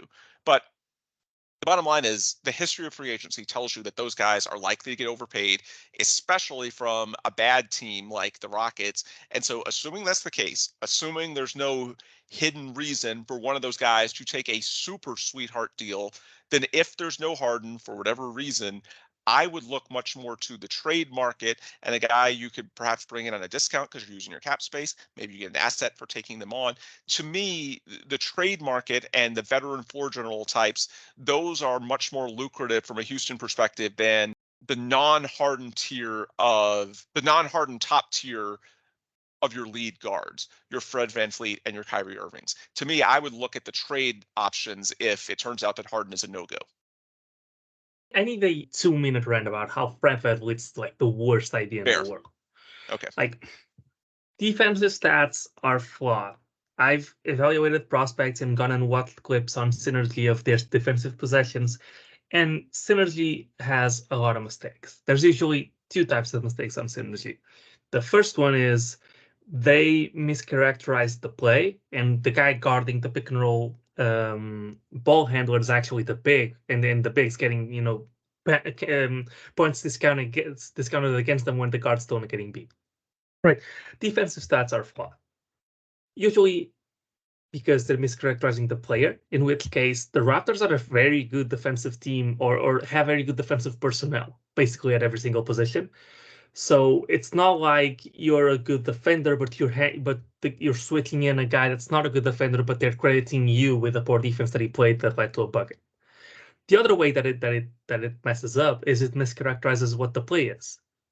They call a pick and roll, like guarding the pick and roll ball handler, guarding the pick and roll, the roller. They confuse handoffs with off screens. They do a lot. That happens sometimes, which means that these stats are not clear cut 100% truth. That being said, when you are terrible across the board, it's hard for the stats to be mischaracterizing you in the second way that I described. And on the first way that I described, your team is composed of mostly great on-ball defenders or just defenders in general. Chris Boucher is a lengthy shot blocker. Pascal Siakam is a great defender. OG Anunoby is a great defender. Scotty Barnes is much more of a defensive guy than an offensive guy. No, I was going to say that's the more compelling argument. I could see a case for the shooting bouncing back. I heard Kelly on Scotto's pod saying that maybe a change of scenery reinvigorates his defense. I'm not sure. I mean, Toronto has for all their weaknesses in terms of shot creation on offense, they have a pretty strong defensive culture, or had, between Barnes, Anunoby, Siakam, a very defense-first coach in Nick Nurse. If his defense was declining in that scenario, I know he sort of fits the prototype of, a bulldog Marcus Smart type guard, even though he's a bit smaller. I can sort of see superficially why people think, oh, that might be a fit for Ime Udoka and what he's trying to do, ball pressure with the Rockets, much more than James Harden. But yeah, the defensive slippage, I don't buy the idea that he's just going to reinvigorate somewhere else, because on that side of the court, Toronto did have the infrastructure in a way that they didn't on offense. And to be specific, I provide the context to the stats and why they are not, the be all end all. But I'm giving you percentiles, right? So the higher the number within 100, the better. Guarding the pick and roll ball handler, 39th percentile. Spot ups, 59th percentile. So just above average, but I mean, there's some poor players in the NBA. Isolation, 26th percentile. Off screens, 31st percentile. Handoffs, 24th. Like most of these stats, he's above, the top. He's on the bottom 40% of the league in most of these defensive categories, other than spot ups, in which he's on the bottom 60%. So let's dismiss this notion, at least a little bit, that he is this elite defender. Okay, he's also 6'1", and we know how undersized guards age, and sometimes earlier than that. Not everybody is Chris Paul. Not everybody is going to go into a vegan diet or whatever it is and have a resurgence. After that, he declined a 4-year, $114 million extension to stay with the Raptors. That means that he's looking at $30 million plus, and it's not for 2 years, it's not for 3 years, it's for the full 4 years. Yep. Right, so there's no flexibility there. And then you look at him offensively, and I will give the caveat that, the Raptors are not the greatest offensive team. There's not a lot of creators there. I think the only other creator they have is Siakam that I will trust. But still, he shot a career low 34% from 3 on 9 attempts, but 34% from 3. He shot 39% from the field, right? So he's always, his entire career, flirted with the 40% from the field, which is terrible. But that's not the be all and all. I hate people when people use field goal percentage to justify efficiency. His shooting kind of saved them a little bit, right? His shooting pushed his efficiency to average, right? He was never above average efficiency wise, never in his entire career. With Kawhi there, without Kawhi there, never. So let's also get that out of the way. It's not that his shooting decreasing made them an inefficient guard. He was never above average efficiency, even when he was an all-star. So there's no ceiling to go back to. He was always average. And now he's well below average. He is a 54% true shooting guy. For his career, he's a 55% true shooting guy. There's, he has what, one season, or he has one season above 55.5% true shooting. So he's not this offensive dynamo. If you watch him play, I mean, everybody on the Raptors does this, but him specifically struggles to get to the rim, and the way he finishes at the rim is being way under the rim and throwing, crazy acrobatic layup attempts off the glass, which is why, the field goal percentage is so poor. So he's not going to give you penetration. He is a little bit of an improved, and so you're bringing him in for his playmaking. He is a 7 assists to 2 turnovers guy, which is great. So you're bringing him in for his playmaking, but if you're bringing someone in for their playmaking, you're not, or for their passing, I'm not even going to say their playmaking because he's not really, creating the advantage by himself. There's no point in paying them upwards 30 plus million a year. You can go get a guy like Monte Morris, and don't tell me, hey, when people bring up, oh, what if he isn't available? He is coming off the bench for the Wizards. The Wizards have a new GM, and when we're talking about players of this caliber, even if you slightly overpay, you'll get the guy, right? Because he's expiring. They could lose him for nothing. Monte Morris is a 5 assists to 1 turnover ratio guy. He's going to cost you $8 million a year. Even if you have to re-sign him, he's not going to cost you more than $15 million a year. He is serviceable enough to get an offense into place, which is, most of what you're getting out of Fred VanVleet. He is still a great shooter, I think 38%, right? There are replacement level guards that can give you a lot of the playmaking that you're looking for, while being able to space the floor, not shoot 9 threes a game, but while being able to while being able to space the floor at a fraction of the cost. So Fred VanVleet to me is like a horrible idea. Like, it makes no sense. He's the type of player that ages poorly. He already had a season where he decayed across the board. It just doesn't make sense. And to your point, I don't think that is a point guard other than Harden and free agency that makes sense. Yeah. So you may have to look at the trade market and get one of those leader types if you don't get Harden. Kyrie Irving, no thanks for obvious reasons. D'Angelo Russell, if he's coming for 2 years, maybe, right? But he's not going to do that. He's 27 years old. He's going to try. If there's any market for him, he's going to take the most money he can get. Patrick Beverley, I would be interested. I don't think he's a starting point guard at this point. Yeah, that too. Just meant he's someone that could figure into your rotation. But yeah, I don't think he's a starter. I'd love to have him, just not as the starter. He's not the solution there, unless you want to, give Ayman or Scoot the reins.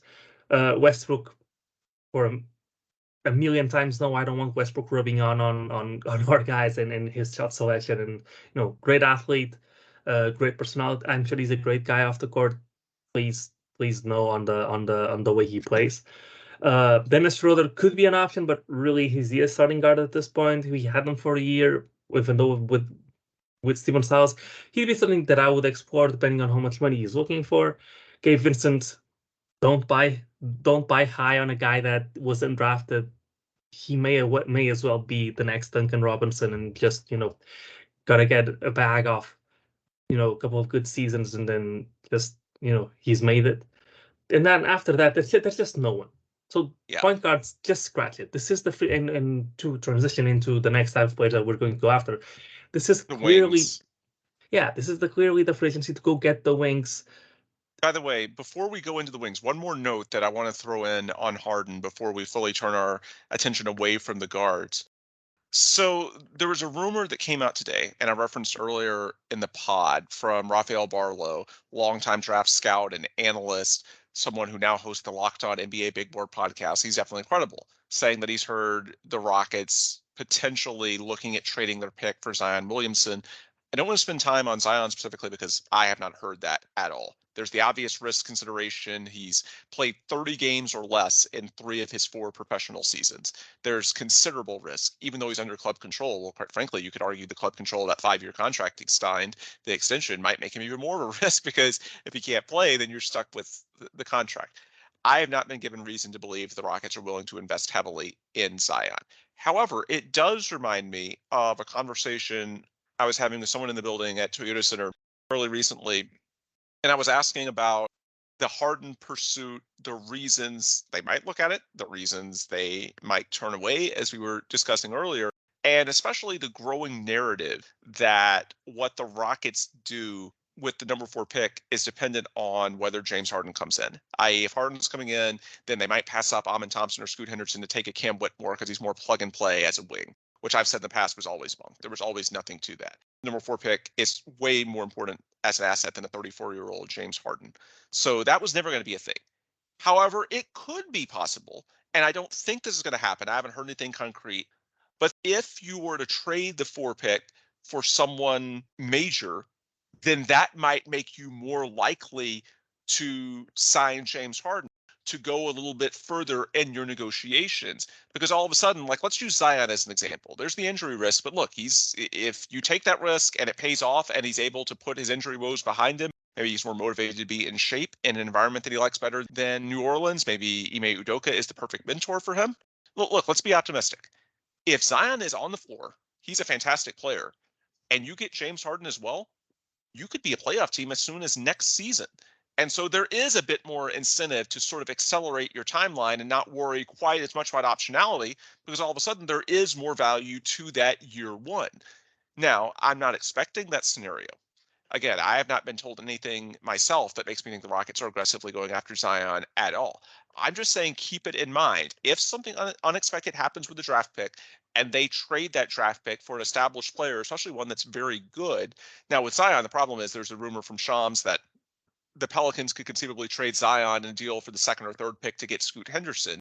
Well, if it's Amin Thompson says Scoot Henderson, a prospect that, according to most, is slightly less, then conceivably the Rockets on top of pick 4 would have to compensate with a premium somewhere else, be it, a future first-round pick or another member of your young core. And so that makes it even less likely, in my opinion, especially when you consider the red flags. Paulo, what was the stat that you put out there about the amount of games he's actually played in? I think that puts it into better perspective. Yeah, he has played, if I'm not mistaken, I could pull it up again, but he has played, I think, 114 games out of 328 possible games so far in his career. So that's nearly a third. And this is not counting any play-ins or playoffs that the Pelicans might have made. I think they've only made the play-in once, if just off the top of my head. But that's a massive risk. And to talk about the Zion case in specific, just really quick, I would not be mad if they did it, just because I don't think it's a can't miss prospect at 4. And the upside is there, even if it's unlikely. Yeah. So it's a gamble, right? But I would understand the gamble, because if Zion plays and he finally makes it to a postseason healthy, he is a generational prospect for a reason. He has been an all-star, 2 times in his career of the 3 seasons that he has played. He is insanely good. So we would only know some years from now whether it would pay off or not, but it's a gamble that I would be willing to make. It's, drafting Amin Thompson is also a gamble for different reasons. With Zion, he has the talent guaranteed. You just don't know if he has either the mental fortitude to stay with this regimen, whether he's just injury prone, whatever it is. There are risks there. But I would respect a trade like that. I think compared to some other moves that people have mentioned, trading for older stars, Zion is, he shares a lot of the same things with the draft pick. A lot of uncertainty, but a lot of talent. And so I could get behind that. Not that scared about the contract. I mean, what are the odds that he completely falls out of the league? I know he has another some angle incentives tied with his weight as well. So I'm sure that's some security. Although another part of the contract we should consider, because next season is the first of his extension. So at $33 million, he would be eating into your cap flexibility this summer as well. That's just a small thing to think about, but it's not nothing. It's just another variable. I think if you made the trade before the new league year, he would still eat into the cap space. I'm just saying he'd be on your books, but yeah. I was thinking of trading him for like while he's still a poison pill, but it's not. It doesn't make sense because he's going to eat into your cap space as well, and you're not going to match salary. So, well, the bottom line, it's unlikely, and for the reasons that we both outlined, again, I think it's probably too much of a risk for what the Rockets would have to pay. Again, you'd probably have to be not just the number 4 pick, but you'd have to be looking at putting a premium on top of that as well to offset the fact that it's probably not going to be Scoot Henderson, who, according to Shams, is a guy that Pelicans actually want and see as perhaps a generational type prospect. It sounds like they had the same view that you do. If you're not giving them Scoot, then you're going to have to pay even more of a premium. And then at some point, it's just too much of a risk in all likelihood with the medical situation and his just overall physical shape. Although, again, you can at least understand it because, again, there's a reason why he's a generational prospect. He went number 1 overall in 2019, and that was almost as highly sought after as this year's draft in Wemby. So I can understand the thought process. It's just ultimately, I think it's unlikely. And again, the Pelicans have him under club control, so it's not like they're desperate to trade him at all. It's just because of all that club control, maybe it is the right time to deal him because that's max value for them because the team acquiring him has so much club control over his second contract for the next 5 years. And it's not as if the contract is that massive. Again, it's not like we're talking a super max where we're looking at the 40s to 50s in average annual value. We're talking in the 30s to low 40s by the very end, and that's with the cap just exploding by the year. It's large. It's not to the point where it's just like the biggest risk ever. I just think it's probably not going to happen. But again, it's just an example I wanted to throw out there, number 1, because it's mentioned, but 2, I was told that, conceivably there are scenarios where pursuing Harden becomes more likely because of who you get with the draft pick. But the people have it backwards. It's not so much that, well, because you're getting Harden, you would do X with the draft pick. No, it's that if certain opportunities arise with the pick, if you're lucky enough to get, an eminent contributor, maybe Zion fits into that, then all of a sudden it might make you a bit more likely to toss a few more chips onto the table for James Harden and perhaps, weigh flexibility a bit less than if it's looking like, just another phase of the rebuild. And it's not like you're just progressing to serious playoff contention next season. Not a huge variable, but just as a slight one to sort of keep in the back of your mind as the Rockets go into these hard negotiations. Anyway, let's transition back to wings and we'll wrap up the pod there. Look, the ones that everybody is talking about for the most part, Bruce Brown and Dillon Brooks. And for a lot of reasons, I agree Bruce Brown is better. The question is what contract he's going to be able to command coming off a championship run with the Nuggets.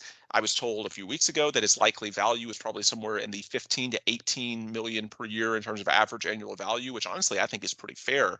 But now you have to wonder, with him getting even more exposure going deep into the playoffs, does he perhaps go into the 20s? And so if he does, then maybe there is a scenario where, conversely, if Dillon Brooks' value is depressed enough by some of the baggage that accompanied him in the playoffs this year, then maybe there's a point in which you see Dillon as more of a distressed asset. And so that factors into, again, your long-term optionality, your flexibility, the buzzwords that we've thrown out several times already. But clearly, I think Bruce and Dillon are 2 guys that have been linked to the Rockets a lot. They're obvious fits. It just comes down to the contract terms. I think and hope Bruce is a higher priority, but time will tell. As far as wings beyond those 2, well, first you can give your thoughts on Bruce and Dillon, but then beyond those 2, is there anyone else that's potentially on your radar as perhaps a backup plan or perhaps a supplementary piece if you have one more salary slot or maybe even a room exception that could throw into, I guess, the wing stockpile? Because if there's one thing the modern NBA has taught us, it's that you can never have too many, switchable defensive wing types. It's something that the Rockets in the last couple of years have sorely needed. And I think this is an opportunity to get at least one of those and perhaps more in 2023 free agency. Yeah, I think there's a lot of guys. I think most of them are restricted free agents, and I think the Rockets should be in the market for restricted free agents because you can try. They are a big threat when it comes to cap space to these teams. I think talking on Bruce Brown and Dillon Brooks, I just don't want Dillon Brooks unless he's coming here for the MLE, at which point he should just sign with any good team, which is what he will do. If you're paying him more than 9-10 million a year, I don't think it's worth it. Terrible shot selection. We don't need more players that need to come here to fix that shot selection. We got enough of those. Keep away. I could see. I suspect that this interest in Dillon Brooks comes from Ime Udoka because he's kind of like Marcus Smart in the sense that he's an elite on-ball defender that struggles with shooting, a lot of threes at a bad percentage. And I don't think he's as good as Marcus Smart as a playmaker. I don't think he's even as good as Marcus Smart as a shooter. He also takes an ill-advised shots elsewhere, not just from three. Sub 50% true shooting when the average is like 56% is pretty terrible, especially for a role player. He's the type of guy that is a role player who wants to be more. And he has mentioned earlier in the offseason that he wants a bigger role. Like he already had a pretty big role in Memphis because other than Ja Morant, they don't have a lot of creators, and so he already had a lot on his plate in that regard. As far as Bruce Brown goes, love him, love the fact that he's a 3 and D plus, love that he's a great guard defender. I think we will need a point of attack defender if we bring Harden, and otherwise, depending on how the draft goes, but most likely we will need a point of attack guy. Should mention, by the way, that Bruce Brown has gone out of his way in recent weeks to talk about what a great leader that James Harden was in Brooklyn. That was the season in which Ime Udoka was there as an assistant as well. So there's a connection between not just Udoka and Bruce Brown, but between Bruce Brown and James Harden as well. Yep. So I would go as far as, I think my top is 18 million, but a trend that you'll see throughout this conversation is if they are role players that are 27 or younger, which is, I think, basically all of the guys that we're going to talk about, 27 or younger, I'm looking at the biggest length possible on a contract. I know people usually want to be conservative and say, oh, give them a 2, maybe 3-year deal. All of the guys that I'm going to mention, 4-year deals are better than 3-year deals, which are better than 2-year deals, because with role players, the longer the deal, the more likely it is that the cap increases, and by the last 2 years, you're actually getting a bargain. Because I think 18 million a year next year is fair value for Bruce Brown. I think 18 million a year in 2 years is a bargain. It's the equivalent of paying him 13 million now. And it's potentially tradable salary. It's sort of the reverse consideration. When we're talking about a star like Harden, there's a lot of fear if you're paying a guy over $50 million a year in year 3 and year 4 when he's going to be 36, 37. But all of a sudden, if we're talking about, a salary around 20 or so, then all of a sudden that's much more manageable in terms of your future tradable salary as well. And so maybe you do want it on your books just so that you have that option in, a potential star trade down the line. Yeah, and so for Brook Lopez, I would go as far as 2 years, also because you factor in the fact that Jalen Green gets paid or starts getting paid, and Sengun as well, 2 years from now. Right. Yeah. So, and by the way, and one more thing on contract length, I'm sure some will listen to this and say, why aren't you talking about like 1 year overpays? Well, I think especially with the Rockets being a bad team, the type of guys you could get for 1 year overpays, we didn't mention Draymond Green talking about bigs. I just don't think it's worth it for the Rockets to invest a lot of years in Draymond, which he can command. And I just don't think there's a price point in which he would consider, a 1 year deal. The types of guys that you would get for a 1 year deal aren't going to materially increase your outlook in terms of how many games you can win next season. You can make the argument, well, 1 year deals, and then you can try again in 2024 free agency. Well, honestly, if you couldn't get the guys you want this summer, why would you think that 2024 would be all that different? If anything, you might have less buzz without Udoka as the hire, without a high draft pick coming in. So I just don't see it as the 1 year route. The types of guys that you could get, you're just sort of kicking the can down the road. You're just not going to be able to improve your team materially enough to change who you can get a year from now. And a year from now is the last time that you can really have big cap room anyway, because starting in 2025 is when you got to factor in the extensions for Jalen and Sengun. The year after that, Jabari Smith and Tari Eason, and so on and so forth. So because of that, again, in theory, you can make an argument for, like short-term contracts if it's just 1 year. But in practice, I just don't think the guys, you're not getting Draymond Green or someone of that ilk for a 1 year deal. The types of guys you can get for bloated 1 year deals, I just don't think move the needle enough for it to be worth it.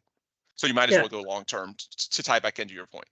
Yeah, and the guys that you might be looking for next year at the top of the free agency class. I know you could make this same argument for role players. I think this class this year is an outlier on that.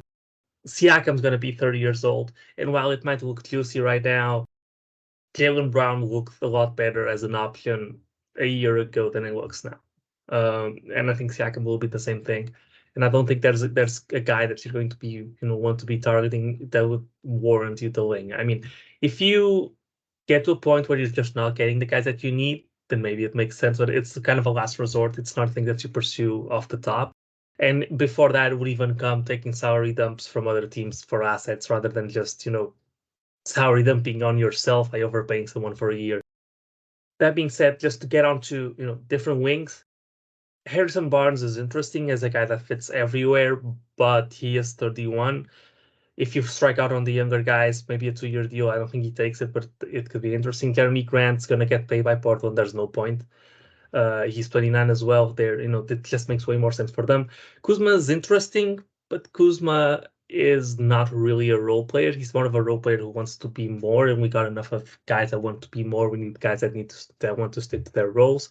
Kelly Ouray's weight is young enough, just doesn't have the smarts. I talked about a 3-and-D plus. He's a 3-and-D minus because of his shot selection. Yeah. Dick Rother's too old.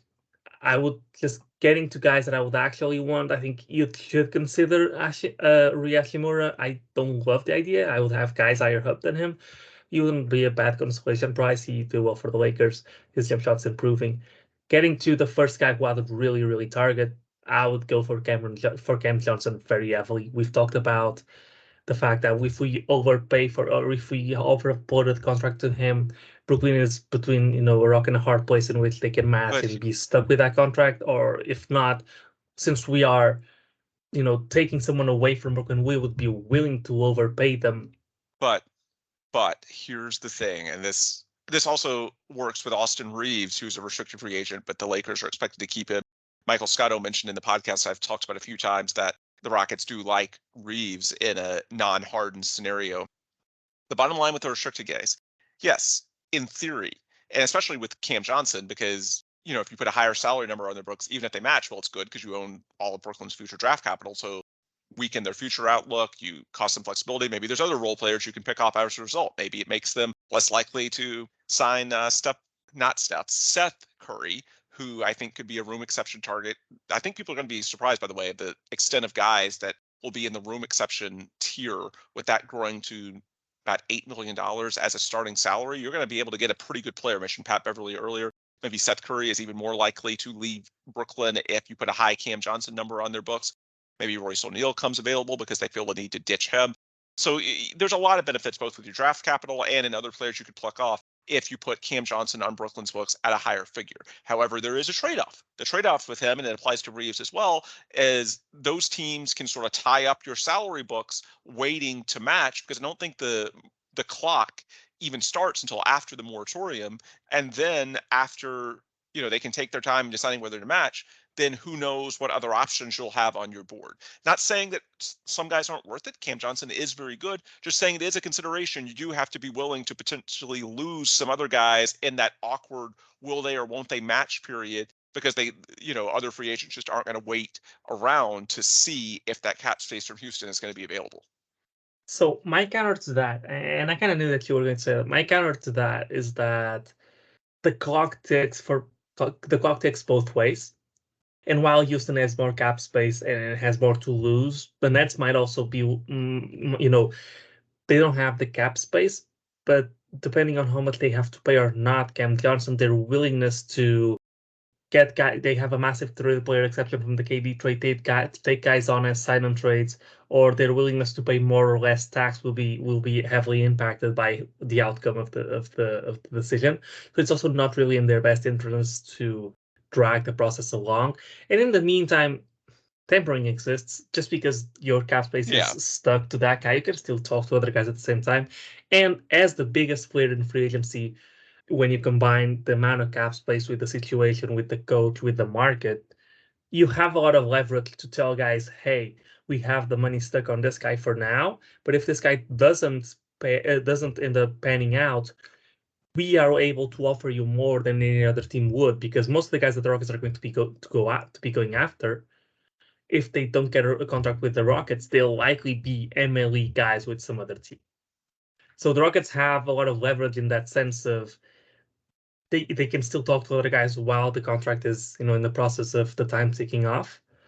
They can. It's just a matter of whether they would stay in a period of uncertainty. It's not like the Rockets could actually offer them that contract. They would have to accept some risk by perhaps passing up an offer from somewhere else to wait around for something that might come from the Rockets. I see your point, Yeah. and there's some validity to it. Just saying that there's limits, and so ultimately, it just sort of comes down to, and yeah, there is tampering. There's conversations behind closed doors. You have to feel like there's at least a chance in this scenario that you could actually get the player, or if you didn't, that there's a clear backup plan that's definitely there. Like, say, for Cam Johnson, if it doesn't work out, then maybe you have a wink that, Brooklyn will then trade you Royce O'Neal, and you're okay with that scenario, making him your, 3-and-D type wing as a result of their cap going up. Yeah. You need to feel like there's at least a reasonable possibility. What I don't want them to do, I don't want it to be like a, Pacers and DeAndre Ayton last year, where everybody knew the Suns were going to match, and so it was just a total waste of time. You need to have at least some either possibility, like you think you might actually get the restricted free agent, a Cam Johnson or an Austin Reeves, or at least an understanding of, hey, even if this goes badly, here's what we're going to do after that. You don't need to just go in just blindly hoping. That's all I'm saying. Yeah. So as far as Reeves goes, I think the Lakers will match no matter what. So it's tough. I think you actually can foster a good relationship with his agent, which I think is clutch, by giving him that max contract, knowing that they're going to match, because someone needs to give him that contract for him to get that contract. If nobody's willing to sit through that waiting period, the Lakers can only offer him, I think 15 million for 4 years. And so there's a lot to lose for Reeves himself if no team offers it to him. So that's an opportunity to, foster some agent relationships there. That being said, going back to Cam Johnson, I would be willing to go, and people who are not, really used to the market and how these contracts will age, I'd be willing to go up to 27 million a year flat. As long as it's 4 years, no player option and flat, so it doesn't increase 27 every single year, I'd be willing to go that high. First, because I think that's the number where Brooklyn starts thinking about not matching, because the tax bill would be insane. I think also that he's worth it. He is a 3-and-D role player at 27 years old, a sharp shooter as well on high volume, can play good defense. Has the plus sign next to him on the archetype. He's not a great playmaker, but he's not just threes or layups. He has a little bit of a mid-range game. He has a little bit more craft to his game, and we desperately need the shooting. And with as much cap space as Rockets do have, if it's not James Harden, you have to be okay overpaying some guys, and you can't set a limit on everyone and not go over it, because if you bring in a bunch of guys that are making 10, $12 million a year, then you're going to bring in 6 guys, and you don't have the space for 6 guys. So it's okay to overpay a little bit for the top end guys and just bring in 3 or 4 than to, try to get value deals everywhere, and then you have 12, you have 6 guys in, and you can play them all, and there's going to be rotational issues and everything like that. And there's really no use other than taking on bad contracts to leave cap space over for the start of the season. So yeah, I'll go up to 27 million for 4 years, which is what, 108. That's my price on Cam Johnson. It's high, but you gotta make Brooklyn flinch. He's a restricted free agent. If they match, I think you're dropping a bomb on them and their cap situation, especially with Ben Simmons. Yeah, I do think they would match. But yeah, there is some upside to doing that. By the way, I want to underscore again, when you talked about the scenario of signing like a bunch of guys to like $10-12 million a year deals, besides that having the room in the rotation for that, there's also the matter of, again, the room exception. So on top of the $60 million or so they have in cap space, you do have that room exception available as well. And I think the Rockets are anticipating getting a rotation level player from that as well. So that makes it even more likely that you can splurge a little bit. Again, don't think you necessarily want to splurge on Harden or Fred VanVleet, simply because once you get to a certain number, the sticker shock is so much that it's not much of an asset in those out years.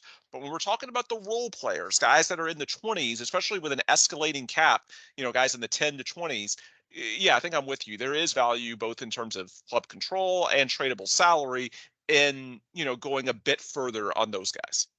Yeah, as long as they can fit in multiple different team structures, it makes sense. And Cam Johnson can play in any team in the league. Everybody needs a classic 20 wing that shoots 40+% from three. Yeah.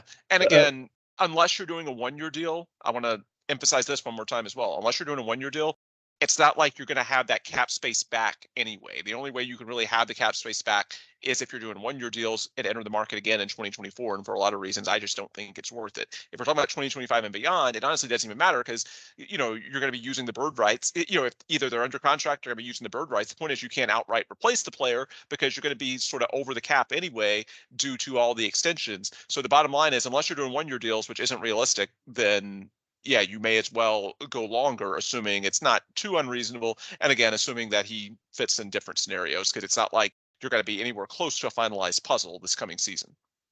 Yeah, so my next guy is actually not quite a wing. He's more of a big, but he's wing-sized. PJ Washington from Charlotte. He is a guy that can play the 4 and can play a small ball 5, kind of like PJ Tucker does. Switchable defender, just 3 and D4. He wasn't really deemed as much of a shooter, but truth is, for his career, he's averaging 37% from 3 on 5 attempts a game, and last season he took 6 threes a game. So the volume's there. He's, a little bit more crafty than that. He's not PJ Tucker. He has a little bit of a bag as well. He is restricted from Charlotte. I don't know how much they would be willing to match, but I would be willing to go up to, I think for him in specific, he is 20, he's 25 still. I'd be willing to give him, 4 years, 80 million. I think you have to overpay him a little bit for Charlotte to not match. I think they might match still, but that's what I would go with him. And then my next guy is obviously Grant Williams. It's a little bit polarizing, has a reputation for being annoying in the locker room. Udoka worked with him in Boston. He kind of revived his career a little bit because I think he was an offensive. It's really funny because I think he was like a baller in college, like an offensive option, like 20 and 10 type guy.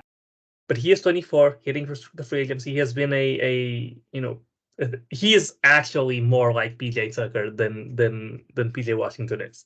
He's 8 points a game, 5 rebounds, 2 assists, but it's mostly corner threes. But for the last 2 years, he's shooting 40% from 3, on both of them on 3 and 4 attempts a game.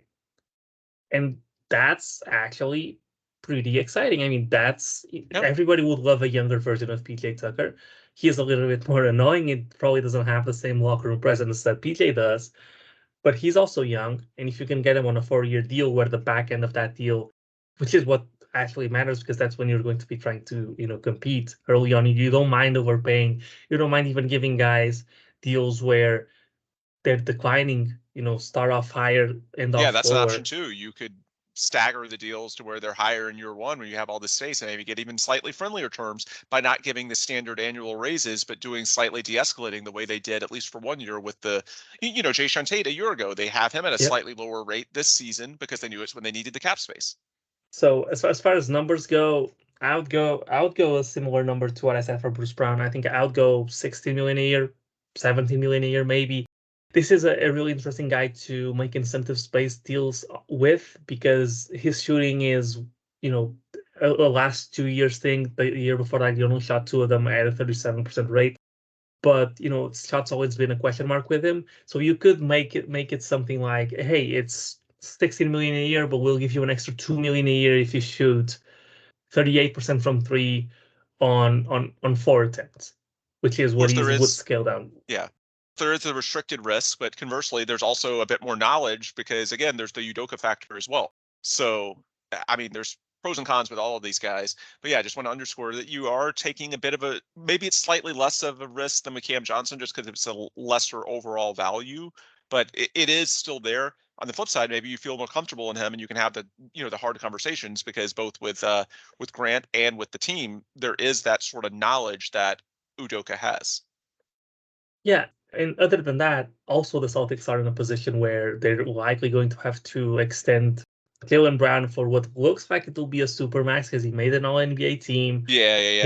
They also have their acquired. They also have Malcolm Brogdon. They also have Horford, who's got to take a little bit of a hit on his salary on his next extension. They also To go have back to our consistent theme as a potential CBA casualty, because it's exactly. going to be tougher for these super teams to keep all of their role players together on top of all the stars. And it's a guy that barely played in the playoffs, right?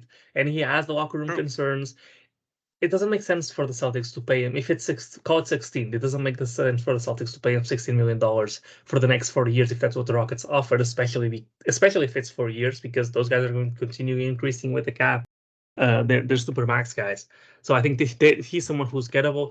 And then on the unrestricted free agency market, you're more than anything looking at guys that are a little bit older that you won't want to give 4-year deals to, that you'll go for the 2-3 year deals for a little bit of a lower risk. As I said, maybe a Gallinari is is someone that interests you. If you fail on your other targets, maybe Kelly Oubre is someone that interests you. As I said, not ideal, but not a primary target, but a secondary one.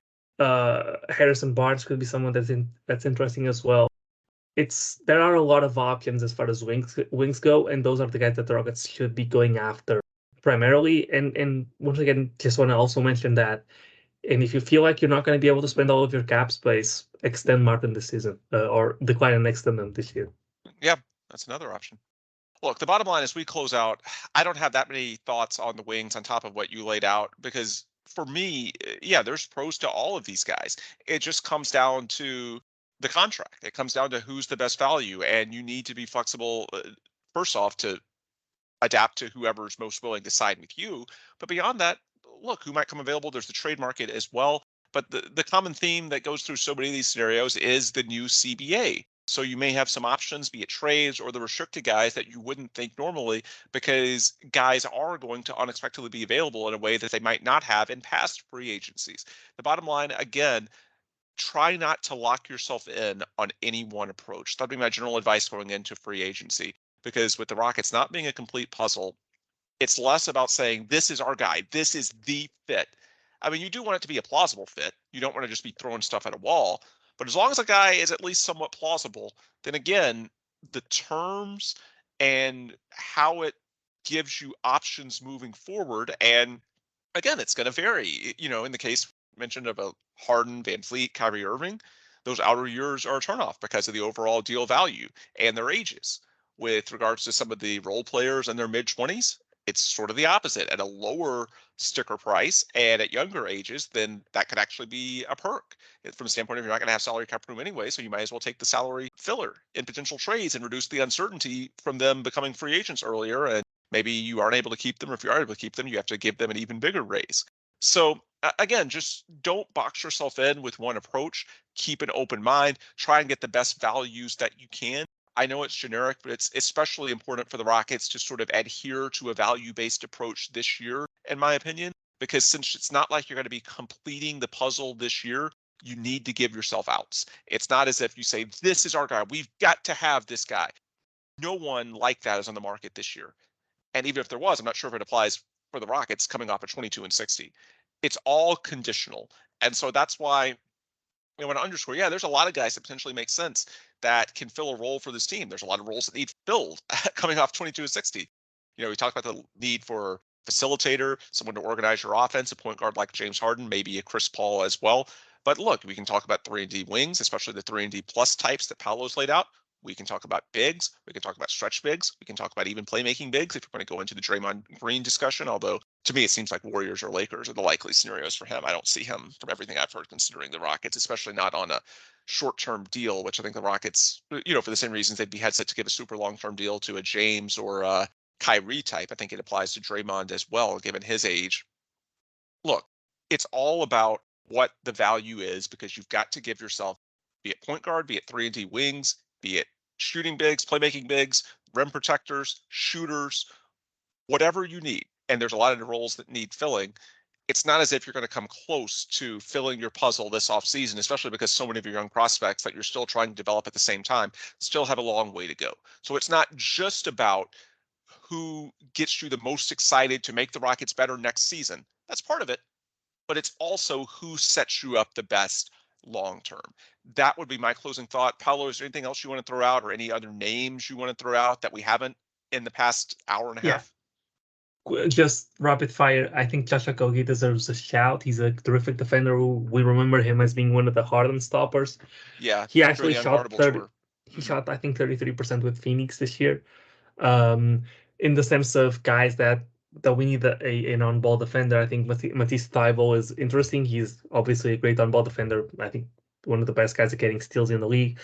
He shot 40% or near it. I think the last time I checked, it was 40% with Portland after getting traded from the Sixers. He's restricted as well, so and then just I would look out for just signing guys that are just vets. I know the Rockets don't have a lot of roster spots available, but guys like Danny Green, guys like Jeff Green, those types of guys. Jeff Green's shout out Jeff Green. He's now an NBA champion. He's a Rockets legend as well, Uncle Jeff. But yeah, just general leaders, guys to set the tone. Exactly. Yeah. And by the way, I should have mentioned this earlier, but one potential cheat code, if you will, what if you signed Robin Lopez to the vet Boban role in order to land Brooke at a slightly friendlier figure because he wants to team up with his brother again? That would be cool. This is probably their last contract, so I know. And you can do it without hurting cap space if you take out of the room MLE. Yeah, Robin's a minimum guy. You have unlimited those. It's just you can stagger it to where you don't sign him until later. Oh, I was looking at something sneakier than what you said. Than what you're saying. I'm saying if you could be sneaky and give Brook Lopez less money because Brook would count towards cap space, and then you fill up your cap space, and out of your room MLE, now you overpay Robin Lopez. And then basically have it go to the same family trust fund. Exactly. So instead of giving 20 million a year or 22.5, let's call 20 million a year to Brook Lopez, you on the books have him for 12 million a year, but you pay his brother the full MLE at 8 million, and you basically paying the same thing. But you gained 8 million. Is screaming collusion as he listens to this, but that's hilarious. But it will make sense. I'll DM him about it. See what he thinks. But no, at a bare minimum, you could add him to, again, like the minimum Boban type role and perhaps use it as a perk. But yeah, like it ties in with your larger point. Is Robin Lopez is one of those guys, been there, done that, a tone setter, and beyond just the roles in terms of what the Rockets need, X's and O's wise, you also just need some culture guys. And so Robin could be that. You listed a few as well. Those are important, be it cap space or just your minimum signings, your room exceptions, whatever it may be. Culture matters as well, because that's something clearly the Rockets have not had enough of the last couple of years. And the best use of cap space that I can imagine is taking on Gordon Hayward from Charlotte in the trade up for Scoop. And that will be my last comment on this podcast. All right. Well, with that, we will finally bring this to a close. I meant this to be one of our shorter episodes, but I should have known. We're talking about free agency. The options are almost limitless. So, of course, that's going to lead to a fairly in-depth discussion. That's what we do anyways. Wanted to leave this shorter because, again, we do have some more episodes coming in the days ahead. Stay tuned. There's some interviews we're working on, both related to the draft and maybe free agency as well. But before we get into those, I wanted to do this just me and Paulo because, again, that'll allow us with the interviews to be a bit more focused on not ourselves, but the guest and trying to pull the information out of him or her. So this can be sort of introductory thoughts on free agency from myself and Paulo. Of course, we've done that in recent weeks with the draft. And then in our episodes ahead, we'll get a bit more outside perspective in terms of tidbits, what the Rockets may do, what they should consider, so on and so forth.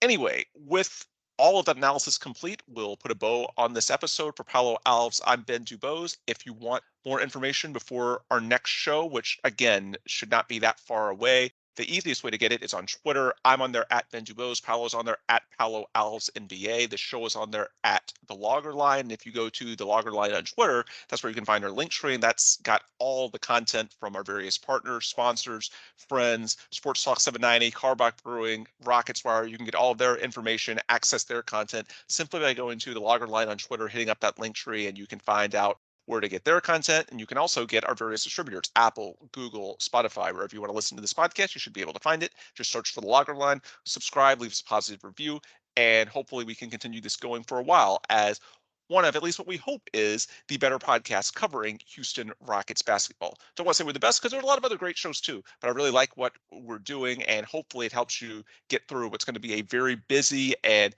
It may not be all great. It's going to be controversial at times, I'm sure, because there's so many different directions the Rockets should go. But at a bare minimum, it will be an impactful offseason. And for better or for worse, we'll have you covered right here at the Logger Line, served to you courtesy of Clutch City Lager of Carbach Brewing, with support from our friends over at Sports Talk 790, the official flagship radio station of your Houston Rockets.